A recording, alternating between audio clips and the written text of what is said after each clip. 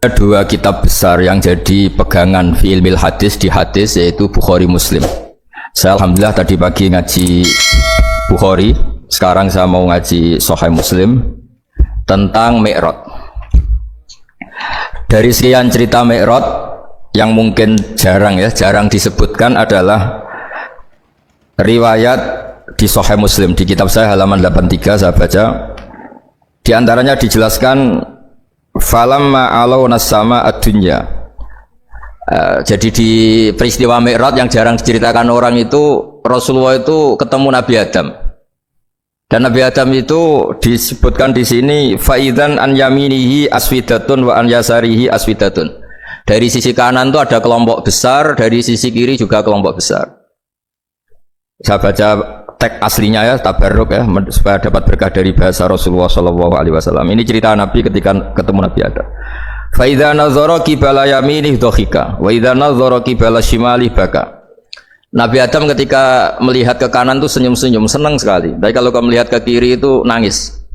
Lalu Rasulullah SAW tanya ke malaikat Jibril, itu siapa? Itu Adam.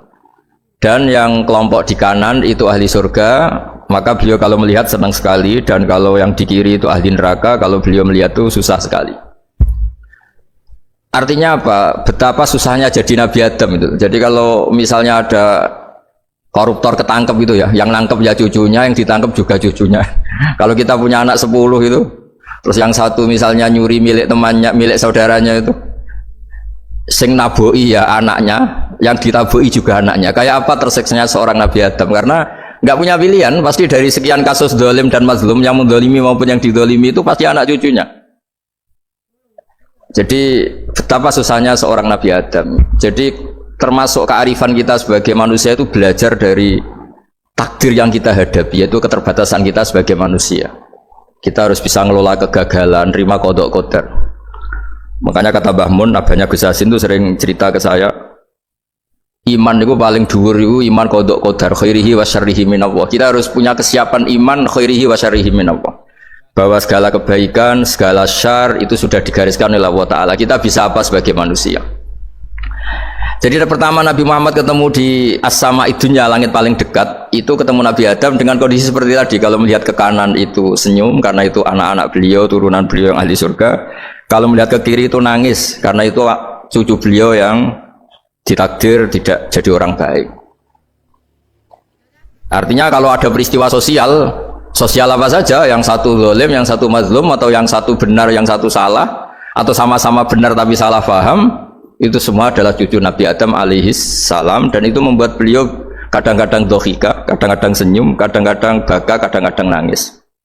Jadi itu yang menjadikan tambahnya arifnya Rasulullah SAW. Saya teruskan. Qultu ya Jibril man hadha qal hadha Adam wa hadhil aswida an yamini wa an shimalih nasamu bani fa ahlul yamin ahlul jannah wal aswida allati an shimali ahlun nar fa idza nazara qibala yamini dhahika wa idza nazara qibala shimalihi baka. Itu seperti misalnya kita punya anak 5, yang satu sukses jadi profesor doktor atau jadi orang alim, yang satu sekolah saja gak naik, misalnya sudah gak naik, ngentekno dunya itu nghabiskan harta itu kan. Tapi barokahnya itu mungkin kita mau jadi sombong tidak jadi itu, karena punya anak yang nggak sukses. Mungkin barokahnya punya anak nggak sukses itu meredam keangkuhan kita, terus kita menjadi orang yang sopan dengan tetangga, dengan orang lain, karena dipaksa punya hal-hal yang seperti itu. Jadi semua yang ditakdir Allah, kalau kita ridho itu pasti baik. Karena ya kata yang ngarang kitab hikam itu, orang tawaduk itu kalau dinasehati pakai teks saja tidak cukup. Kalau punya utang itu tawaduk sendiri gitu. Guyonannya orang-orang kiai gitu. Ada orang sombong, supaya ada sombong, kalau dia ketemu orang yang ngutangin itu pasti sopan sendiri. Jadi kalau dinasehati suruh sopan susah, tapi kalau ketemu orang yang ngutangin atau ketemu orang yang dia butuh, pasti dengan sendirinya sopan sendiri. Atau ketemu orang yang menjadikan anaknya dapat pekerjaan, menjadikan keluarganya dapat job pekerjaan, pasti dia sopan sendiri karena utang jasa. Nah kalau kita pasti sopan sama orang yang ngutangi kita, yang menolong kita, apalagi dengan Allah Ta'ala, yang semua yang kita pakai pasti dari Allah Ta'ala. Dengan demikian sudah keharusan kita sangat-sangat sopan pada Allah Ta'ala, yang implementasinya dengan sujud dan dengan sholat. Itu juga yang dibawa dari hasil Mi'raj.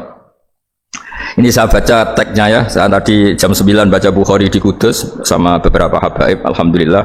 Sekarang saya teruskan dengan Sahih Muslim, termasuk kitab 6 yang paling dipakai ahli sunnah itu Al-Kutubus Sittah, yang paling pokok itu adalah Bukhari Muslim.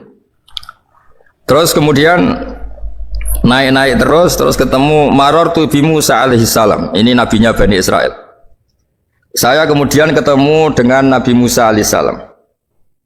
Nabi Musa itu nabinya Bani Israel. Jadi orang Bani Israel itu bawaannya itu protes. Protes itu komplain. Ketika makomnya beliau dilewati Rasulullah SAW, kelas beliau sebagai nabi, beliau nangis. Ketika nangis ditanya, "Ma yubkika, kenapa engkau nangis ya Musa?" Terus ini saya baca supaya seperti teksnya. Kata Nabi Musa, "Rabbi hadza ghulamun ba'astahu ba'di, yadkhulu min ummatihi al-jannata aktsaru mimma yadkhulu min ummati." Ini lelaki atau nabi junior, nabi yang datangnya setelah saya, mestinya senior saya. Tapi nabi ini sukses, umatnya lebih banyak masuk surga ketimbang saya. Ini yang bikin saya nangis.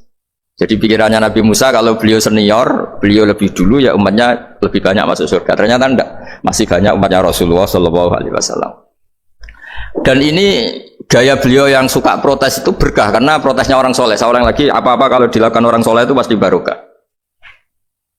Ketika Rasulullah dapat perintah 50 sholat, itu Nabi Ibrahim pertama yang dilewati karena di langit paling atas dibanding nabi-nabi yang lain. Itu Nabi Ibrahim diam karena beliau tidak punya tradisi protes. Semua nabi diam karena Allah memerintahkan pasti sudah bagus lah, sudah diukur kekuatan hambanya. Tapi ketika Nabi Musa, beliau orang pertama komplain. Dapat apa kamu ya Muhammad? Dapat 100 sholat, dapat 50 sholat. Apa komentar Nabi Musa? Umat saya lebih gagah-gagah, lebih keren-keren. Pernah saya uji itu tidak ada yang mampu, apalagi umat kamu. Maka kamu mintalah keringanan. Fas'alhu takhfif, kamu harus minta keringanan. Masyhur itu riwayat itu. Kemudian Nabi minta keringanan sama Allah dipotong hanya 5. 5 masih 45, dipotong lagi 5 masih 40 sampai 9 kali pemotongan. Akhirnya jadi 5 sholat. Itu satu menjadi pelajaran bahwa hubungan dengan Allah Ta'ala itu tidak perlu malu karena Allah itu suka kalau dimintain. Mestinya kan dipotong 5 minta lagi sungkan, dipotong lagi 5 minta lagi sungkan, tapi ternyata berkali-kali. Bahkan ketika sudah 5 itu Nabi Musa masih bilang, "Ya Muhammad minta lagi keringanan." Jadi kalau itu dikabulkan itu jadi tidak ada sholat itu kalau 5 masih minta. Nah, sampai Rasulullah itu tanya ke Jibril, "Ya Jibril, bagaimana dengan gaya komplainnya Nabi Musa?" Hiddah itu sering komplain. Jawabnya malaikat Jibril, "Ya roh hiddah, Allah tahu betul tentang komplainnya Musa dan Allah senang." Ya karena bawaan beliau begitu. Ini penting saya utarakan bahwa dalam Islam itu orang yang lemah lembut, yang samahah, Awwahun halim kayak Nabi Ibrahim itu juga Allah suka. Yang suka komplain tapi demi hak bukan demi konflik. Saya ulang lagi, demi hak bukan demi konflik juga Allah suka. Itu kita menjadi dapat sholat yang hanya 5 itu barokahnya komplainnya Nabi Musa karena kita yang lemah ini diukur dengan umat beliau yang kuat. Ternyata umat beliau tidak kuat. Barokahnya tidak kuat itu dipakai tolak ukur, apalagi umatmu ya Muhammad. Kemudian itu yang menjadikan Nabi sebagai orang yang sangat tawadhu karena yang merintahkan itu senior. Meskipun kita tahu Nabi Muhammad itu Sayyidul Awwalin wal Akhirin, tapi secara lahir, secara jusmani beliau lahir paling belakang dan secara lahir juga beliau Nabi paling terakhir. Jadi secara hukum adab beliau harus sopan. Tentu sopan itu jadi panutan kita. Meskipun kita tahu hakikat beliau adalah Sayyidul Awwalin wal Akhirin secara hakikat. Nanti kita bicara lebih jauh tentang jusmani dan ruhani.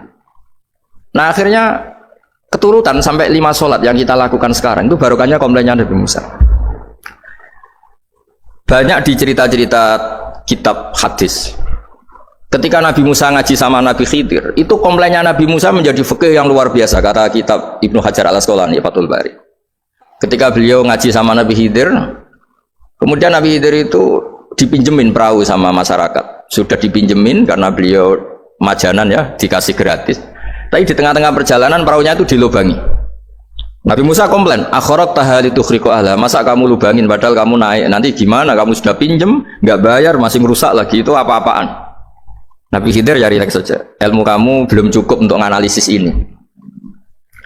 Begitu juga ada 3 peristiwa yang Nabi Musa itu selalu komplain. Apa yang dikatakan Ibnu Hajar al-Asqalani itu kitab yang sangat bagus sekali.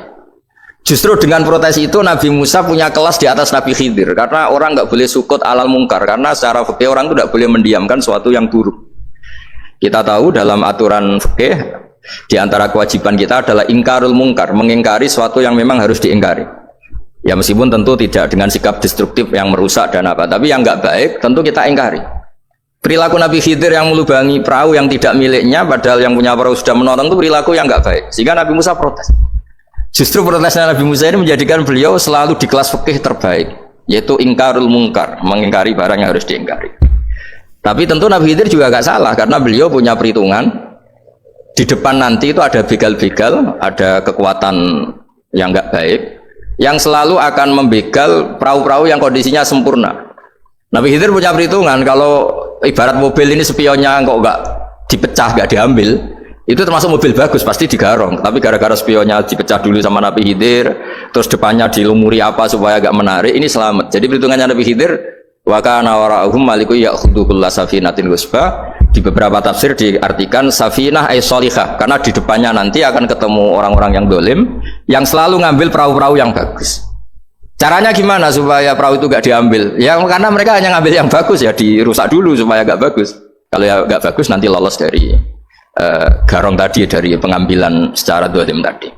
Jadi Nabi Khidir gak salah karena ada visi seperti itu. Nabi Musa protes juga gak salah karena memang tugasnya fikih itu ingkarul mungkar, mengingkari barang yang memang gak benar. Nah, di sini seperti yang dikatakan Gus Yassin, kita harus bisa ngelola perbedaan, ngelola beda sudut pandang dan sebagainya.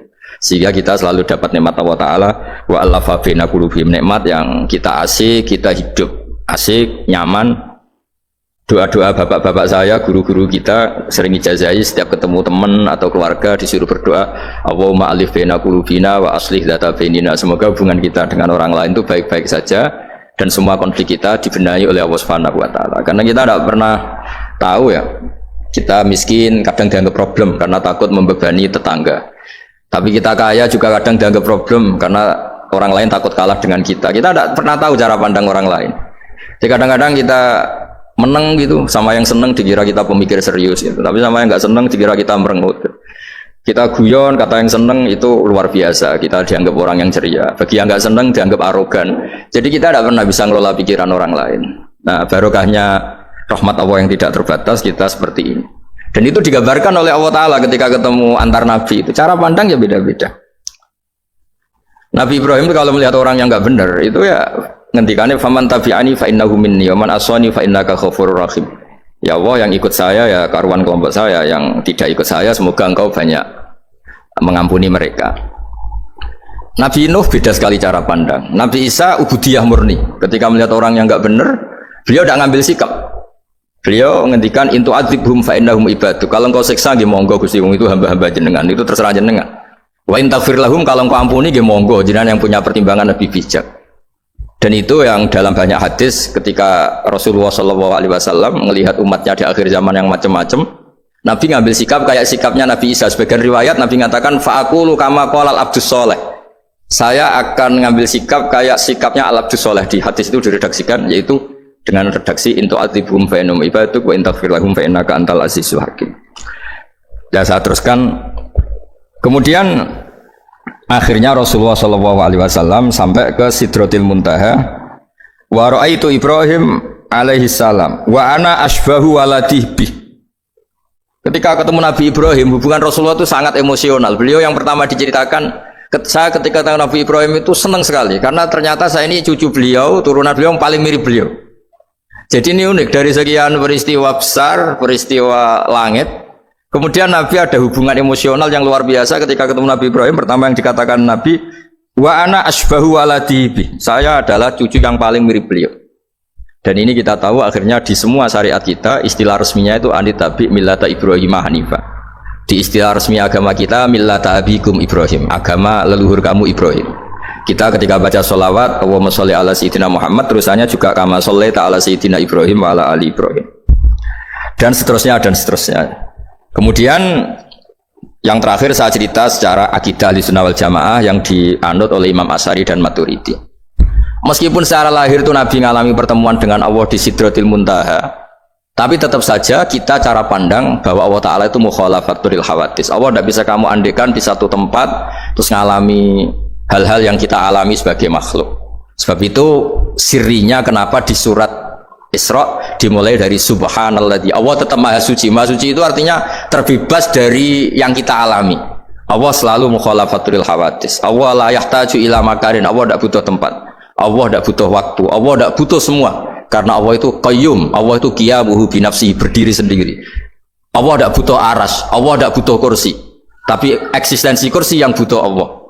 Allah tidak butuh aras, tidak butuh kursi, tidak butuh langit. Semuanya itu berdiri karena Allah. Bukan sebaliknya Allah berdiri di atas semuanya. Sehingga kita mulai kecil diajari Allah itu siapa? Al-Qayyum. Kalau bahasa kita qiyamuhu bi nafsi. Selalu berdiri sendiri dan Allah itu Al-Ghaniyul Mutlaq.